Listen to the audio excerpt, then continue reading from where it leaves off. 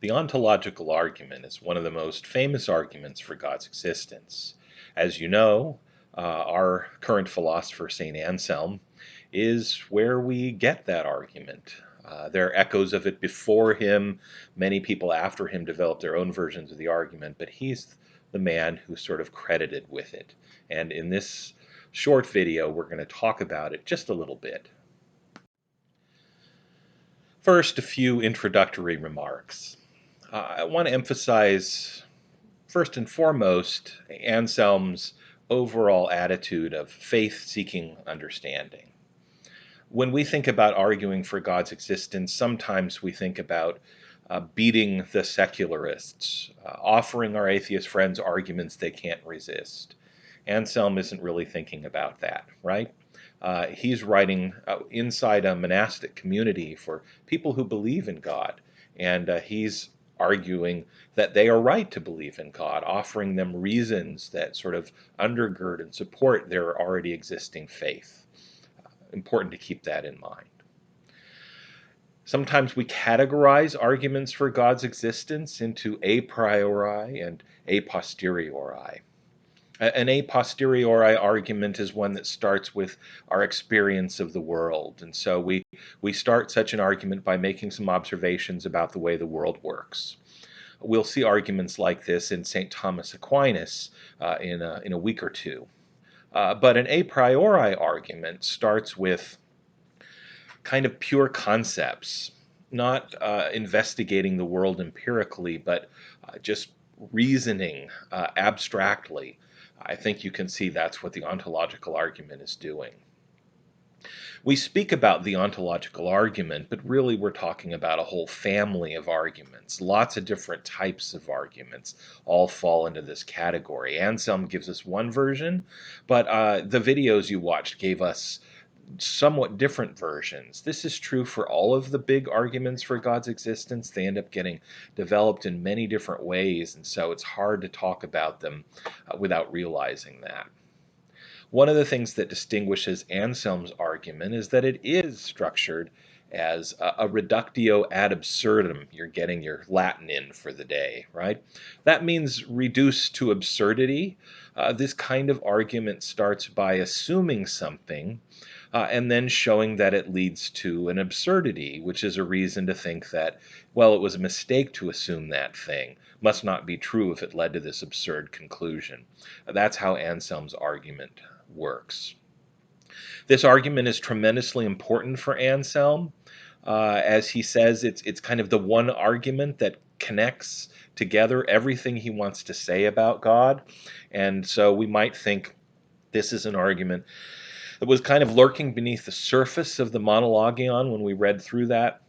Now he's sort of bringing it to the surface here and showing how it brings together everything he wants to say about God.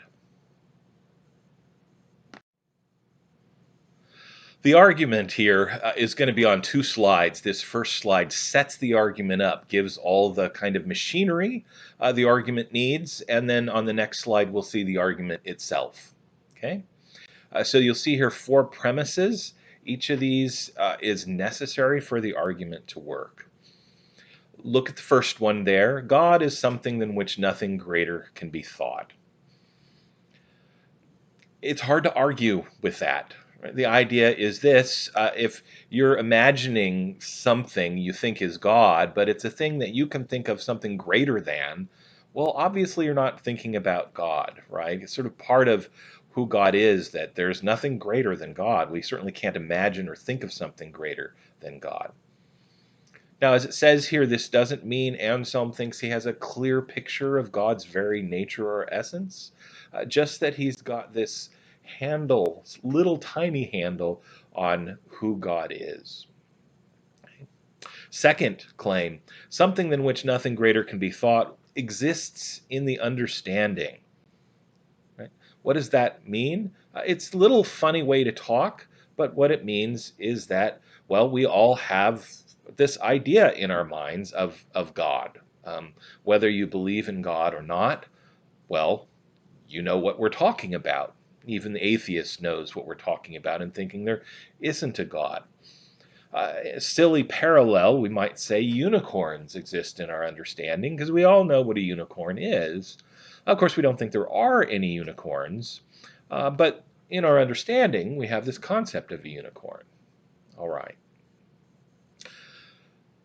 Something than which nothing greater can be thought is a possible being. That third premise is an implicit premise, as we sometimes say. It's not something Anselm says, it's something that he kind of assumes and needs to be the case. We'll talk about that more in a minute or two.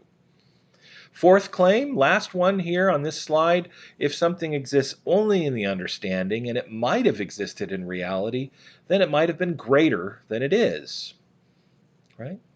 We've talked about properties that make things greater quite a bit in working through the monologion, right? So something that has more power is greater than something that has less power. More knowledge greater than something that has less knowledge. Something that's outside of time is greater than something that's bound by time. Well, here's the idea that something that exists in reality is greater than something that exists only in the understanding. Right? Really existing is a way that something can be great. Those are the four claims that set up the argument and get us ready to dive into it. All right, here we go. So the beginning point, suppose, right? That means he's not just asserting this, we're supposing it. Let's, for the sake of argument, try out this idea. The idea is what? That something than which nothing greater can be thought exists only in the understanding. It's not a real thing. It's only in the mind. This is presumably what the atheist, the fool of the Psalms, says. Yeah, I mean, God, I have the idea of God in my mind, but there's no real God. Okay? That's the supposition. Now Anselm's going to show that leads to a contradiction. Okay? From step 5 to step 6, we get this inference, right? Then something than which nothing greater can be thought, it could have been greater than it is. We're using the machinery from the previous slide here, right? If something than which nothing greater can be thought exists only in the understanding, then it could have been greater because it could have existed in reality. That's the possibility of the being. And if it existed in reality, it would be greater, right? But in noticing that in step 6, in step 7, we're seeing then we can think of something greater than that, than which nothing greater can be thought. Uh, that seems wrong. Step 8 says clearly how. Um, Now, something than which nothing greater can be thought is something than which a greater can be thought. There's your contradiction, right? Uh, we've said God is something than which nothing greater can be thought, and now by supposing that God exists only in the understanding, we're able to think of something greater than it, so that isn't God. That's a contradiction. And so Anselm concludes that that supposition we made back in step 5 is false, right? Something than which nothing greater can be thought can't exist only in the understanding. It has to exist in reality as well. There must be a God. That's the conclusion. A few clarifications and implications about this argument. First one, Anselm is making the audacious claim that while an atheist can say there is no God, anyone can say the words, after all, an atheist really cannot think that there is no God. That's confusion, right? Uh, when you say there is no God, when you think there is no God, you are in fact contradicting yourself, although not in an overt way. It's like if you were to say there's a married bachelor or a round square, only it's not so obvious a contradiction. Okay? The atheist isn't just mistaken, logically incoherent. Second, this isn't just about God existing, and that's probably obvious already in the way that Anselm says that this is an argument that kind of undergirds everything and unites everything he wants to do. This argument will show that God is whatever it is greater to be than not to be. Suppose we have an image of God on which he's really powerful, but not omnipotent. Well, then we can think of a greater being, can't we? And so then that can't be who God is. God has to be maximally, infinitely everything that he is. That's part of who God is, and it's fallout from him being something in which nothing greater can be thought. Finally, and this is crucial, I think, for us here, it's common for people to talk about Anselm and the ontological argument by just looking at chapter 2 and maybe another chapter or two in the Proslogion, not really reading the whole work. But if you read the whole work as we have, if you start at the beginning and get all the way to the end, um, you see some important things. Let's start in chapter 4, where Anselm tells us that what's happening now that he's given the ontological argument is that now he understands through illumination what before he had believed through grace. So before the argument, Anselm, by God's grace, believed in God. He has the gift of faith. Now, he feels like he has some understanding of what he formerly believed, faith seeking understanding, right? And this understanding is achieved by illumination. That's not just, oh, a light bulb going on. Illumination means God illumining his mind. This means that God is both the agent of the grace Anselm received that enabled him to believe and the illumination he understood. So this isn't a matter of Anselm being so smart that he figured God out. He doesn't present it that way at all. We have to pay attention to the opening of the proslogion, the prayerful tone, Anselm's almost penitent posture there, and then the gratitude and joy in the last couple of chapters as well.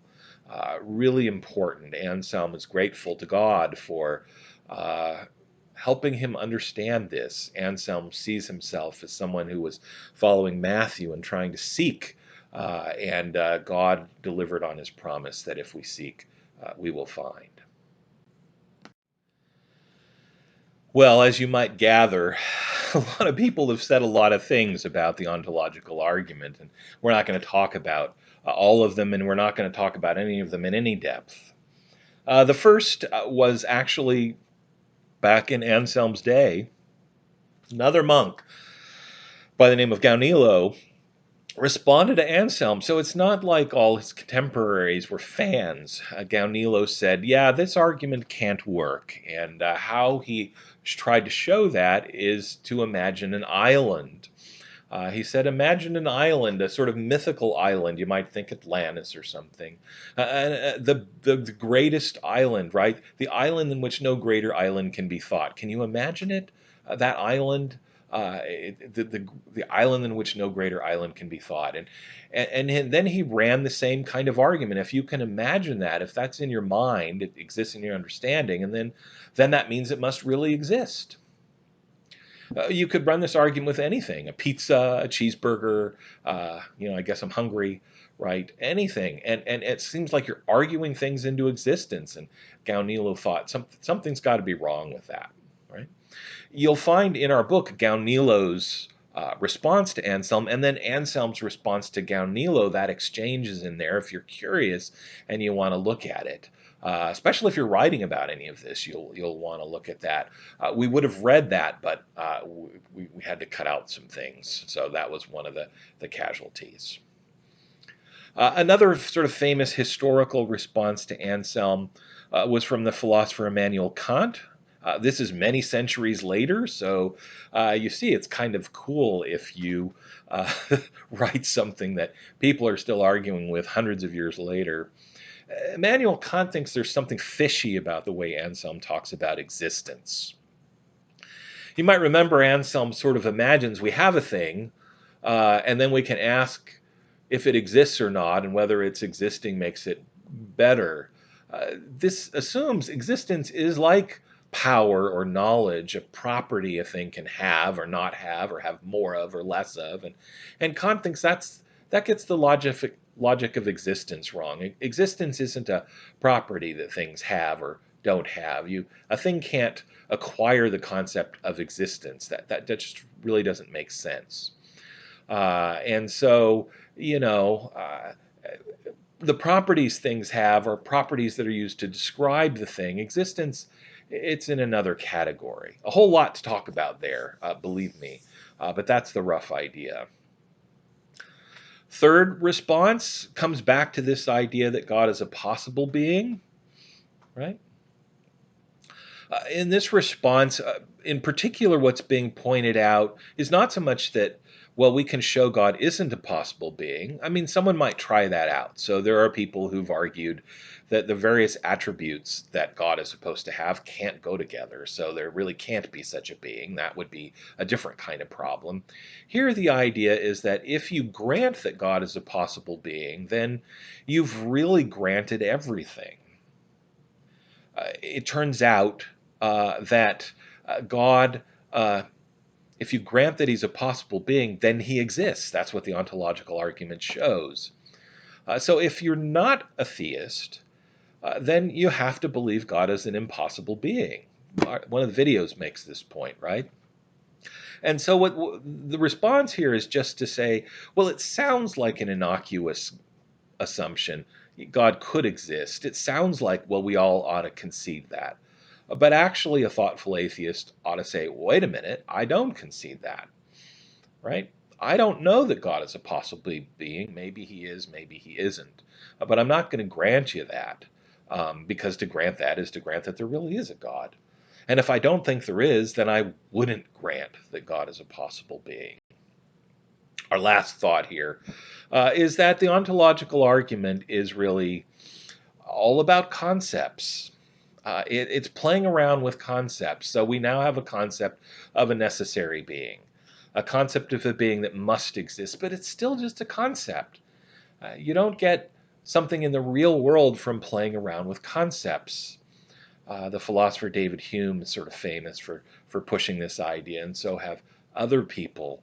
I mean, I can make up the concept of a unicorn that must exist. Um, not the mythical unicorns. No, this is a real unicorn. I can make the concept up, but that doesn't sort of somehow create a unicorn in the world. And so you can't get from concepts to reality, is the idea. Now, there are many other responses to the ontological argument. No doubt you have some of your own. Uh, just closing reflection here. It is important to make sure you've kind of done the work of understanding how the argument's supposed to work before you start trying to kind of respond to it. It's very common to have the reaction that something smells funny about the argument, but that doesn't necessarily mean we have a handle on what's wrong with it. It is not easy to say what's wrong with it, really. I mean, these are some problems, but obviously there's things to say in response to all these problems. And a lot of really fascinating philosophy can take place. Thank you.